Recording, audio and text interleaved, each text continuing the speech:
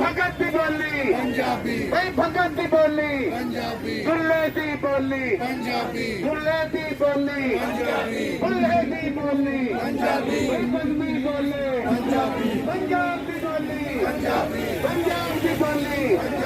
पंजाब की बोली अगर लिखनी पढ़नी पंजाबी अगर लिखनी पढ़नी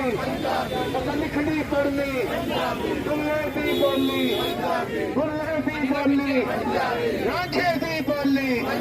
वारस की बोली वारस की बोली हिरदे की बोली हिरदे की बोली साहबा बोले साहबा बोले रांझे की बोली हीर की बोली हीर की बोली हीर की बोली पंजाब की बोली सूर की बोली छंद की बोली